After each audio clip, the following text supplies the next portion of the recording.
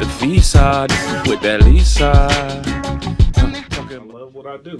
What do you do? I am a visual artist.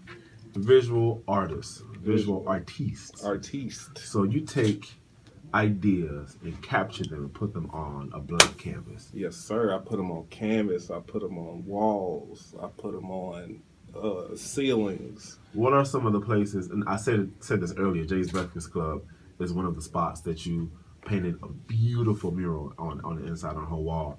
In fact, when I went in there for the first time, that's the first thing she pointed out. She's like, Corky Gray did this, man. There's been some other places. Big ups to Jocelyn. Jocelyn, Washington Kelly. Right. So what else? What other spots in the area can we go to see some of your work? Ooh, the Buzz Box Wings Restaurant, the wall on the outside. And if you go on the inside, the door, the Buzz Box Lounge. I have 2 paintings in there. What else? Cut Time Barbershop. Okay. So it's Coney King. It's several. It's a bunch. So I'm curious to know what kind of made you get interested. Were you that kid growing up that was drawing on the wall? Yeah, I used to get in trouble a lot. Okay. For drawing on the walls, painting on the walls. So this is something that you've had a passion for since you were young. And my mom finally said, all them butt whoopings done paid off. Really? So now, was this something you focused on while you were in school, or was it something like that was a hobby? In school, it was just a hobby. In school, I really wasn't into art like that. I found out what abstract art was at an early age, and they don't teach that in school. So, and them not teaching it, I always had an argument about the things that we had to do. Explain. And my thing was, like, if the teacher set a squirrel on the table and said, draw this squirrel, how can you grade me on that? You know what I mean? Right. Like, just because the eyes on my squirrel, one is bigger than the other, how can you grade? You should give me an A just for attempting it, because everybody's artistic ability is different. Yeah. You know what I mean? So I used to get put out. Get Really? out. Get out. Because I would argue it every time. Like, if I splattered some paint on a piece of paper, how can you give me an A, B, C, or D on that? You know what I mean? It's not art, right? Right. So I kind of veered away from art for a little bit, but I still dabble, here and there. You brought up a good point. I remember going to the art museum in Chicago, and then kind of being exposed to the postmodern art and the different elements, the different themes, the different eras. Right. That's not something that's taught in school. So what were some other frustrations you had just trying to come into your own, but almost like people didn't really understand because you colored outside the lines, right? Right. So how was that, not just growing up in school, but even at home, etc., even when you tried to, make this a hustle? I mean, well, as far as home goes, my mom and my dad, they always were, supportive of, used to try, and my family too, go to school to be an artist, go to school to be an artist. But I was so thrown from high school till I just didn't do it. You know what I mean? But like I said, I still dabbled some, and I did a couple paintings for a couple of my friends, and it just kept growing. And so, what were some of the things they wanted you to paint? Like for their parents, stuff like just a painting to give to their parents for their anniversary, stuff like that. So I would do that, and I probably wouldn't paint for like another year or so, really? But then I started really enjoying it because I started learning. So the whole thing about the creative process is not somebody teaching you. It's about you learning on your own. Gotcha. You know what I mean? So this is like a self-taught thing. Yeah. So the more I painted, the more I learned, and the more I loved it. What were some of the ways you found inspiration? I love asking that question to different artists, singers, entertainers, artists, and those who actually paint. So what are some ways that you were able to tap into your creative zone? I love color. I just love color. I love blends of color, color blending. And I have my own style of abstract art, which I call Swirl World, which you see all over the city. Yeah. And that came from Bill Cole. Really? Bill Cole used to, when he found out that I can draw, he would say, Cork, I need a board full of parts to put in, people's heads. So I would draw him a board, and he would put it up when he was back painting at Mama house. Back cutting at Mama house. And long time ago. Yeah, long time ago. Bill Cole got a few gray hairs now. Yeah, he got a bunch of gray hairs. Big ups, Bill. But Billy. So I just fell in love with the whole swirls, that I used to draw up, and Bill would cut them in my head, and I just kept going with it. And it's just something I just love. It's something about shapes and colors that I just love. Does that cause you to look at things differently now? Mm-hmm. Like, for example, because I got a media and communications background, mm-hmm. music, TV shows, I kind of have a critical eye on accident. I'm a little cynical, right? So is that something you find yourself doing when you're looking at drawings or paintings from other people? Paintings, drawings, just people, just looking at people. Everybody's a shape to you. Everybody's a shape to me. That's dope. Like, most of my, my curves and my swirls, stimulate the curves of a woman. You know what I mean? Like, who doesn't love the curves of a woman? Yeah. Coke bottom. Exactly. All right. Exactly. I like Corky.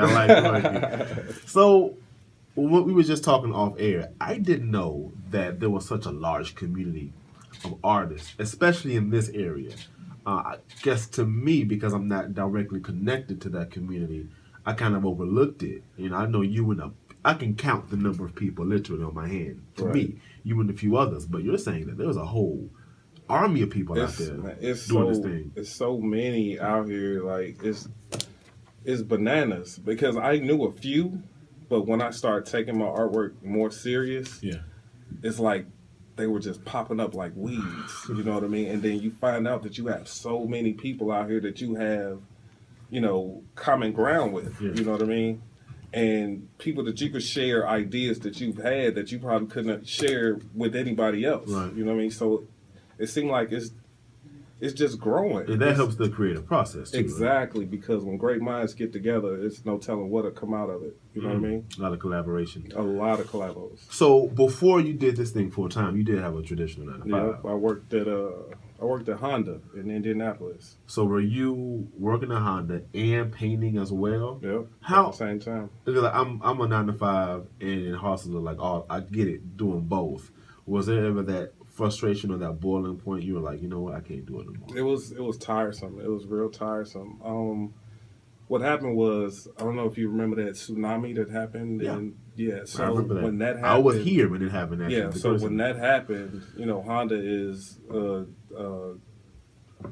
they're coming from China. Okay. So when they had this tsunami, it slowed everything down. Mm-hmm. So we still had to work, but it slowed down. We didn't work as much. Gotcha. So that's when I was, well, I don't have to work no overtime. Might as well paint. So that's what happened. And the more I painted, the more and more people started demanding my work from me. So your passion you're able to turn your passion into some kind of profit. Exactly. Now, I hear stories about artists who kind of do like you and step out and start doing it full time, but don't really make it. I don't know if it's just because they lose that passion or it's just that grind. From your experience, I'm sure you've come across some people who just not hitting it. You know what I'm saying? Shoot me. But you're a busy worker.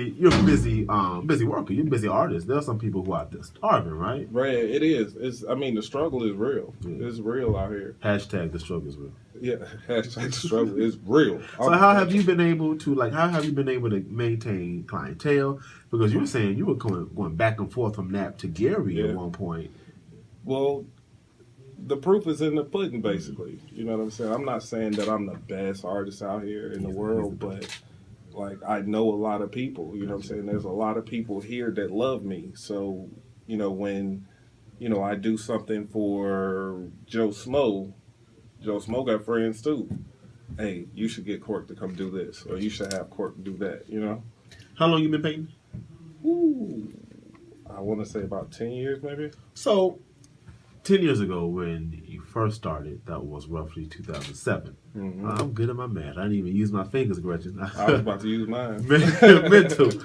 Back then, I think the only social media channel that we had was Facebook, maybe MySpace. Yeah, MySpace. I think YouTube MySpace. was slowly developing into the monster it is now. Yeah. So you fast forward 10 years, you got Facebook, Snapchat, Instagram, Twitter, bunch of other stuff, Tumblr, bunch of other stuff I'm not familiar with. Mm-hmm. How has social media changed the landscape of your profession? And just getting yourself out there. You know, normally without all the social media that we have, you would have to go to festivals and Gotcha. become vendors at, you know, certain events and stuff like that in order to get your name out there. And that's what you know? had to do in the initial beginning, right? Yeah, basically. Yeah, That's the grind. basically. So you were But going still back then, I was still word of mouth. Gotcha. You know what I'm saying? So I really didn't do a lot of festivals. Like I said, I only painted here and there once in a while. And then, you know, once social media got big and I would post something and then start getting calls and inboxes and, hey, I need this, hey, I need that. And it just, like I said, it just kept growing. I mean, it's a blessing for it to come out like that. Yeah. You know what I'm saying? Because it don't happen like that for everybody. Everybody. That's cool. It doesn't at all. So with your experience, what would you tell, you know, an aspiring artist, somebody who's like me, videotaping cartoons at home and pausing them? And then, what would you tell them? I would tell them, if you have a passion, stick with it. Do not stop.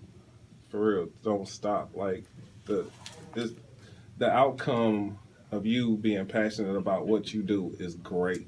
You just have to wait for it. You have to be patient. It's all about patience. How many times have you been discouraged in this journey? Oh, man, shoot, just today. Really? No, but it is. I mean, it's real. Like I said, the struggle is real. Like, but you have to try and stay focused and stay on that grind and know that there's a silver lining to that dark cloud that's in front of you. That's good. So as long as you stay focused and stay prayed up, that's the most thing. Yes, You know what I sir. mean? You got to stay prayed up, because without God, you can't really do nothing. That's cool. That's cool. We got more coming up with Corky. We're going to talk about this event. I just hashtag petty moment. Have you ever painted this elaborate thing for somebody and then they get it and they're like, that's not what I wanted? Yes, Have I have. you? How Yes, do I you? have. How do you deal with that? Right? You know what? Yeah. I'm like Erykah Badu when it comes to my art. I'm sensitive about my stuff. I'm sensitive. It come with the territory. Because it's almost like a sense of rejection, right? Yeah, it come with the territory. I mean, that's anything you do, though. Yeah. But when you're so passionate about what you do, and your whole goal is to please the visual eye of that person, and for them to say, that ain't it, you know, it kind of knock you down a little bit. But you got to think, for one person that doesn't like it, it might be a million that does. They do.